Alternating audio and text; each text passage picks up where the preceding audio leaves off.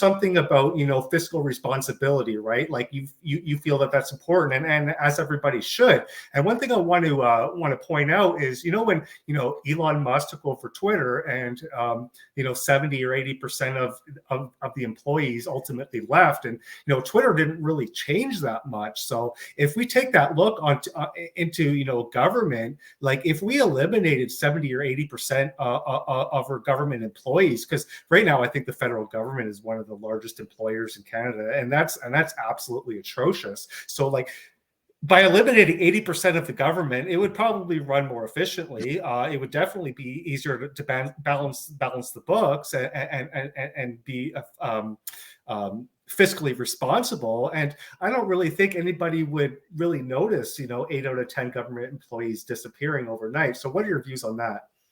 Yeah, you have a point. And I must say, to balance the budget, our proposal is, cut corporate welfare. You can save $8 billion there. Cut foreign aid. We know we are giving money to African countries to fight climate change.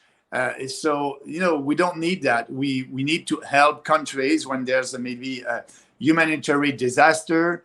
But let's cut that. We can save $5 billion. Let's cut the CBC. We can save $1.2 billion. And for the UN, the federal government is giving a lot of money to the UN. What I'm saying to the UN, the UN is a dysfunctional organization, a socialist organization, and we will give as a country money to the UN when they will promote our values. And because they're not doing that, so I believe that we can save $1 or $2 billion there also. So there's a way to balance the budget, but also the civil servant. Only in the health department in Ottawa, there's about 20,000 civil servants there, 20,000 of them.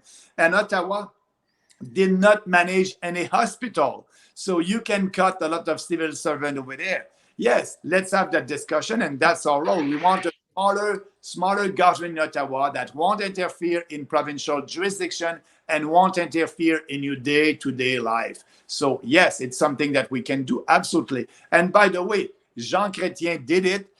He was able to manage the budget and balance the budget because he had in front of him in the House Preston Manning asking all the time to balance the budget. And when Preston Manning started to speak about that, that was not popular. He didn't have the majority on his side. But because Preston Manning was a principled politician, he was able to speak about it and explain to the population. And he was able to educate the population about that and the importance of being fiscally responsible. And, after a couple of months, he had the majority on his side. And Chrétien and Martin did a poll, and they saw that the majority of Canadians were in favor of balancing the budget. So they did it by cutting civil servant and also cutting other expenses.